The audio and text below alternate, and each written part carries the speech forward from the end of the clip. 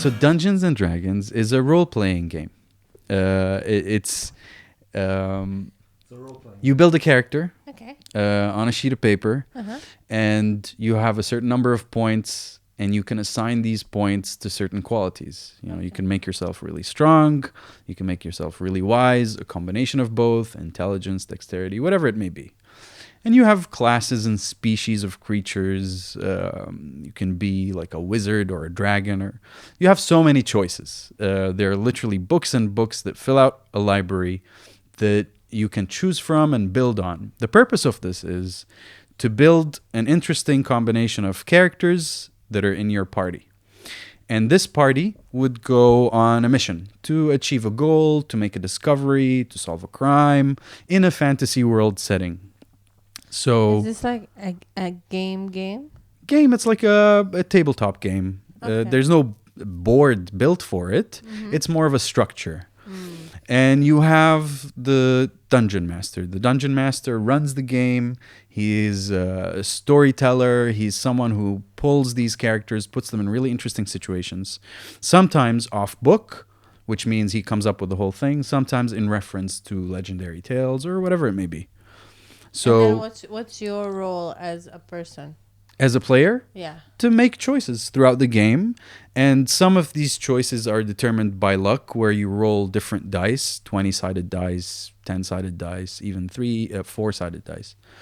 And based on that, you get different outcomes. Okay. Now, sometimes the ending is known to the dungeon master or the person controlling this, and sometimes it's open. But the goal is to get together with friends and have fun in a structured way in a world that's familiar to everybody. And completely imaginary. Completely imaginary. Yeah. Sometimes people dress up. They wear costumes that simulate their characters. Sometimes they bring props. Other people create objects, models of their character. It depends on the vibe. It depends on the group. It depends on the dungeon master.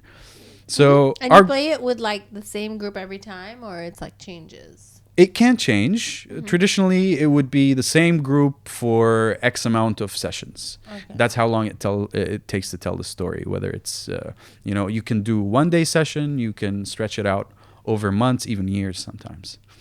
But the purpose, get together, have some fun, create characters, be imaginative, and it all happens basically in your head.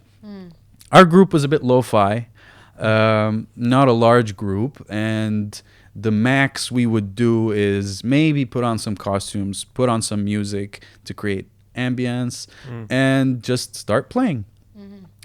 So in creating the characters, they don't have to match reality. They don't have to match who you are. They could be you're female, your character is male. You're human, but your character is an elf, and other traits. Right? So in our core group, because it's such a small world and it's a bunch of people who you really have to care about this to actually show up every week to play and give this like 2-3 hours of your life. So session after session, it's exciting to have new blood, like new people show up. It's like, yeah, of course. Yeah, I'll make you a character that shows up for that one time. And if we like them, we'll keep bringing them back, add them to the party and make it a whole part of the story. So it's not unusual to test people out, to have guests over and things like that. So one of these people was being screened basically by our friends. Like, is he too controlling? Is he going to act weird? No, we vouch for this guy and we start playing together. A guy that we don't usually know, friends have vouched for. I'm running the story as the dungeon master or the game master. And I like to do it in a way where I almost know what the ending's going to be, but you do fun things along the way. You have set pieces. And if they want to make choices that take you way far off, I'm down for that. Like, I want to be exploring the possibilities as well. So this guy joins our party. He builds his character, and that's one of the things that you could do privately or in front of us. But you bring your sheet. And that sheet tells us everything that we need to know about you, including your backstory, your alliances, if we have a paladin in our group and he doesn't believe in their religion, things that you have to account for in the story. Okay, well, this is So he had built this character that was a sorceress, female, very witchy. All her points are like in deception and seduction, and it was a great fit for the party that we already had, because we had a big warrior. You know, we had the tank for strength, and we had someone to do spells and disappear and reappear and use magic. We had someone who jumps between dimensions. We had someone who speaks to animals, but we didn't have someone like his character who was able to use seduction and I think revive people, like a necromancer kind of thing. So initially, we start to follow our story, we start to follow his plan, and then this guy, whenever his turn would come up to make a choice in the interaction, we go into a new town, we're following the rules, we're following the clues. There's a big mysterious thing that happened, and the party's mission is to try to figure out who did it, why, and who's to blame. And his methods always started with a bit of using his female character and her sexuality to kind of get information out of people. But he would take it a little bit too detailed sometimes. So what would initially seem like this sorceress is being seductive to the bartender starts being a bit too descriptive. And I would try to guide it back by saying, okay, roll the dice to see if he's going to react or things like that. And my role as a DM, as a game master, is any character that's not sitting with us, that's not a playable character, I have to voice them. I have to pretend I'm them and interact with the party. Right. So if he's speaking to the bartender, I'm the bartender. Okay. So this sorceress, using her voice and fully in character, would start speaking to this bartender, amping up the sexuality, and coming on to him. And I would act like... What would he say? Like, give us like a...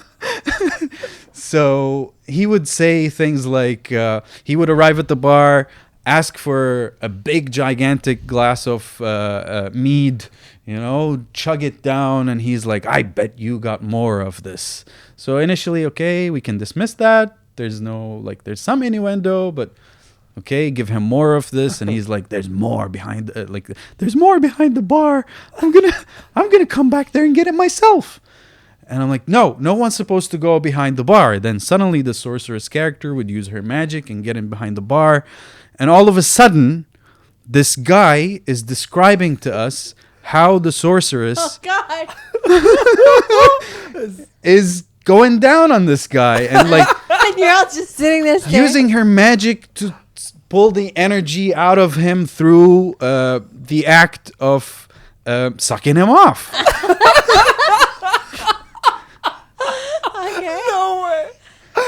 And because of all the layers of the character and the magic, he has an excuse. There's a built-in deniability. Yeah. Okay, so first session, something weird like that.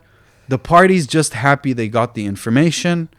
I'm a bit traumatized that this dude I just met, we're sitting in someone else's house, and he's vividly telling me what it feels like to be in his mouth. Yeah. And you have to be the bartender. Does it feel good? Yes, it feels good. No, please stop. I know everything anyway. So I would have to then, as the game master, pause being the bartender. I'm like, let's see if you actually got the information. Roll the dice. Oh, it's a 20. Yes, he did get all the information. So I would have to give him that. Yeah. So luck also covered his ass a lot of the time. But also like, fuck. So continue with the shit. The first one, okay, deniable, fine. Maybe he's really committed. Okay, were there like awkward stares among the group? All over. Oh. And in the game, whenever we do things like that, you can dismiss it as the characters are weirded out. Yeah, no, he's not weird. It's the character. But then there's something called metagame, where we can literally pause and reset. and speak about it out of character. Like, hey, is it okay if I just do something like that? It's like, I think it's pushing the rules a bit. Or even whispering to each other, like, does my character actually know about this? And I'd be like, yeah, you know this, but they don't. So that's metagame, things that happen outside the game. Right. So in metagame, Yeah, no this one guy's is fucked up again. no one is addressing it. No one is addressing it. Not yet, not the first time. Oh, okay. The session was long enough for us to kind of like get excited, find the clue, go do something cool, end it on a high note, wrap it up, and come back next week. Yeah. Now, coming back next week, before he shows up, we're like, dude, was that weird? Was that we set our expectations in a way, and we're like, okay, we're gonna be on a lookout for this. Okay. Can you explain the group? Like, how many people are you, male, female, in your group? Dynamic. Yeah, it's 5 people plus, you know, the Sexy boy. the deviant. So 2 girls, 2 guys, myself as a game master, and that guy. Okay. These Right? are the characters of the game, or These the are the actual people. Yeah. Oh, Okay. Yeah. Okay. So there's females in the group as well. I Yes, just wanna know yes, because it's- that it's a adds mixed like group. layer of, Yeah, and what none of us are prudes. Like you know, you talk about sexual things, but not as graphically or with such passion. Yeah. The second Expression. Okay. the second session, he starts to use sex spells on a monster that the tank, our fighter, the warrior character, is engaged in a fight with. Like, there's absolutely no need for any kind of help, and we're in the middle of an intense fight. Maybe I should set the stage a little bit. Please. So they've gathered these clues. They finally found the first link to the not the big boss, but one of his henchmen. It's this monstrous creature. It's not a dragon. It's made of scales. It has infinite eyes. And they have to fight it. They have to get through this monster to discover the rest of the story.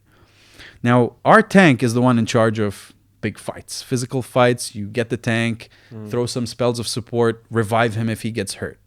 He's the tank. He's the tank. In the middle of the tank's fight, it's been building up for the past half hour at least. Rolling dice, getting good numbers. I'm getting them to a place where they think they're going to win, and then a trap is going to open under them. And all of a sudden, because everybody gets a turn, and you can concede your turn to the tank if you want to, it comes to the necromancer, this sorceress character. And she looks through her spells, and she finds a spell to cast on the monster. I flip through the book because I don't know all these things. There's literally an infinite number of these things. I flip through the thing, I find the spell, and it's a seduction spell. It's a sexual spell. So I'm like, all right, roll your dice and see if it works. And he gets a natural 20, which means he gets to do whatever he intended, right? Like, the spell works the way that he's supposed to. Now, you can stop there. As a character, as a player, you can stop at, I got what I want. Yeah. Now the monster is under effect. Now, what he does is he describes to us what the effect has on the monster. And a part of the effect is that he can read the monster's mind and read the monster's thoughts. And now I have to voice this monster's thoughts and speak to him. And he starts taking us down this another labyrinth of weird sexual behavior, to the point where even in the metagame, the players are like, all right, dude, like, maybe we don't do this. And he kind of pulls back and he's like, no, earnestly, like, I'll wrap it up real quick. Like, I'll finish quickly. Like, almost. Dude, no way. Almost like, Almost like it's a duty that he's... Let me just get this out so that I have something, resolved in my head. And then what we realized... It's like, I'll be quick with it. Exactly. Yeah. It's like Harvey Weinstein, like, just let me finish. Just almost like that. Yeah. And, talking about it, it was apparent that he's, like, his kink is not just role play. Yeah. It's forcing his own fantasy on unwilling participants. Like, that's the thing that he loved the most. It's not being a sorceress or, imagining the act itself. It's us being grossed out that Right. made him excited, Yeah, which he's is pushing why you guys. which is why when we protested, he's like, almost like, okay, I'm close. Like, let me finish. Like, let me just finish. Like, I'm almost there. So that was the last time we played Dungeons and Dragons together. That was the end. And he's probably like outside of this character. Outside of this Like character. as in like in his normal life, he's probably just like a normal guy walking around. Oh, you couldn't tell. Of course you couldn't tell. Yeah, it's the best neighbor who takes care of his pets and waters the plants, and he's entirely pleasant and his hygiene is good. Dude, that's so fucking funny. Yeah. Dude. It's cool. Like in the middle of like a barbaric fight between the tank and this beast, he's like, sexual spell I shall cast on the beast. And he does a voice and everything? Absolutely, yes. Yeah. Oh, it's our man. reaction that mattered the most. It's the more we got uncomfortable that he would enjoy it. Actually, so Wow. so us being cool about it and chill Yeah, initially, or trying to absorb it within the character, made him think like, okay, I gotta push more. This is not working. Yeah, This yeah, is not yeah. getting me off. I have to like really push these guys. Whoa. I gotta kick it up a notch. Yeah. We got to know his kinks pretty well, basically. And you know What what the if- really funny part yeah. too is that you're the master and you Yeah. have to play the role of the other. Yeah. That's so funny. Yeah, reverse mastery. Yeah, he took all the rules, all the settings of all the context, and used it perfectly Yeah, to exactly. tickle his own fancy. You I was know? gonna say, yeah, what a niche like what a niche like kinky thing to have. Yeah. Like specific to the game, specific to See, I don't think it was. I think the game gave him a good excuse. Yeah, it's just a channel. Yeah, a deniable way of doing this. And if he let loose and didn't care about, social perceptions, he'd be the guy doing these acts, like maybe touching himself in public, because it's the grossing others out that he liked. But that's maybe too extreme, or like, oh, that's undeniable. Like I can't justify that. Exactly. Yeah. So bit by bit, he's figured out a way to make it so that he can do this. Yeah. I wonder if Under this the- is under the veil of the game. Yeah, yeah. I wonder if this is a common problem with like Dungeons and Dragons, like in the world. Like maybe this character exists in many different Dungeons and Dragons. I bet you there's people who play, if there's people who play listening to this, they're saying, I know someone like this. Right. I know someone. I think I know somebody like this, but like in real life, Mm. not in the game. You personally, Isra? Yeah, Oh shit. I think I know somebody like this. Is there a Who story? likes to make others Yes. uncomfortable Yes. as sexual pleasure. Who always brings up content that is overly sexual, Mm. and it makes, I don't know. Yeah, I think I know somebody. Is there a like story Sounds like there. or no this. story? No, I don't think there is. Uh, I don't. Not for the podcast. The interesting part for me is just how he used all these steps to give himself an out. Like, Yeah. I'm just playing the game, man. I'm just really committed. Yeah. You guys are being like, I thought you guys were cooler You than guys are this. such- yeah. This is why I wanted to join this group, and you screened me, and you're all high and mighty. No, this is you guys are really projecting. Yeah. He definitely has a nice Mm. setup. Yeah. Allows him to go for it. It's fun. good one. Good one.